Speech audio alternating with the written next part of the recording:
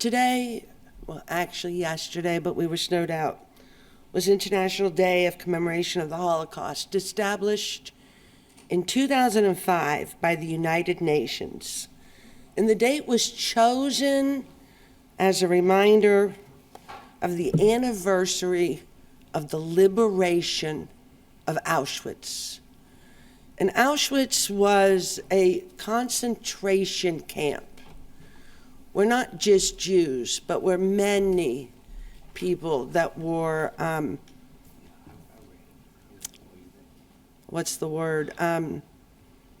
accosted by the Nazi regime were sent. And Auschwitz was liberated on January 27th, 1945. So if anybody in this room is 81 years of age, they were actually alive on the day that Auschwitz was liberated. It was not very long ago. And the purpose of International Holocaust Remembrance Day is honestly to remember what happened, not for the sake of remembering what happened, but in an effort to prevent further genocides from ever happening again. That's the whole purpose of this memorial. And I'm going to just take a brief minute here and tell you about a story from May of 1939, less than 6 years before the liberation of Auschwitz, and 6 months after Kristallnacht, which was the evening of broken glass, where they went through in Germany and destroyed all the Jewish stores. There was a ship called the MS St. Louis that sailed from Hamburg, Germany in May of 1939.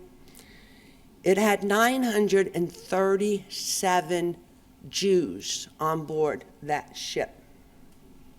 And they were on their way to Cuba, where the majority of people on the ship thought they had legal documents for entry.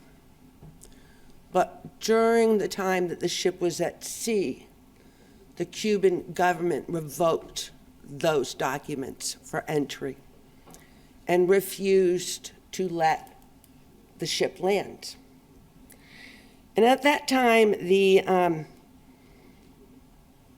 anti-Semitism throughout the world, actually, but in Cuba in particular, was very high. A week before the ship was set to sail, there was a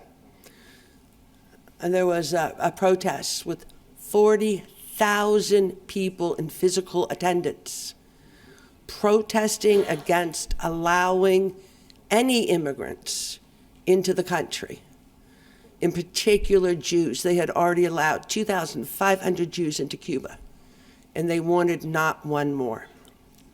So they sent the ship away. America would not take the ship. Canada would not take the ship. And eventually, Great Britain agreed to take about half the people who were on the ship, and the other half were taken.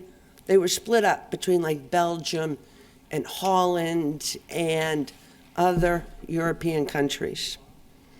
Of the people that were returned to Europe, almost half of them were killed in the concentration camps. And of the people who were originally on the boat, 30% of them were killed. And it's a testament, it's a reminder of what hate for a group of people can look like. Here you have 1,000 people, almost 1,000 people at sea seeking refuge. And there is not a country that is willing to take them because of hate. At that time, it was anti-Semitism. It's still anti-Semitism a lot of the times, but we are seeing other groups of growing hate in this country and in this world. And so I just want to remind you very quickly, when the Nazis took over, the first group they sent to the concentration camps were actually the Romas, what we would now call gypsies.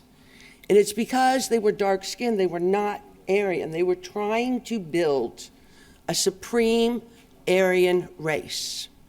So the first group they went after were the gypsies. And remember, 6 million Jews were killed, but all told, over 13 million people were killed in the Holocaust.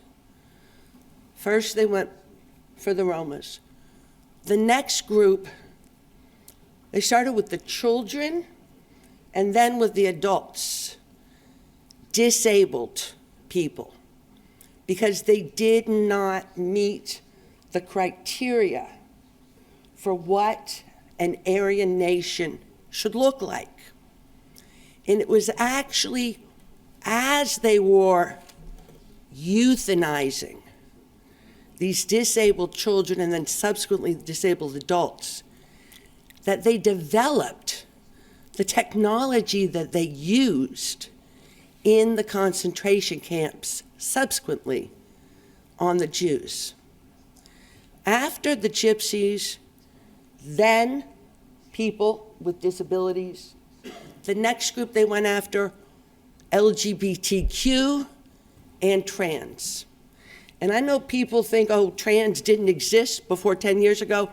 There was a very active LGBTQ and trans community in Germany prior to World War II.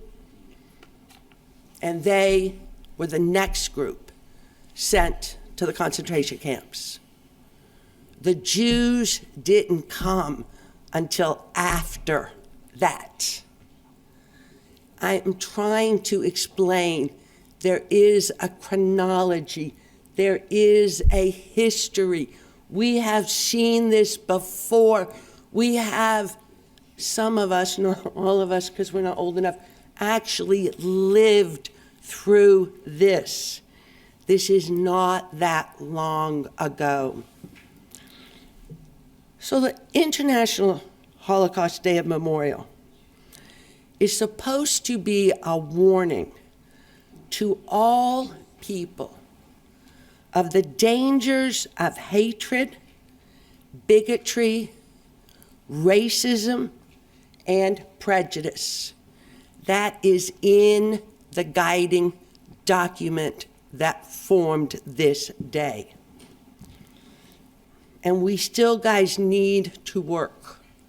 We need to work so hard to remind us and to teach us what the end game of bigotry, hate, and xenophobia is.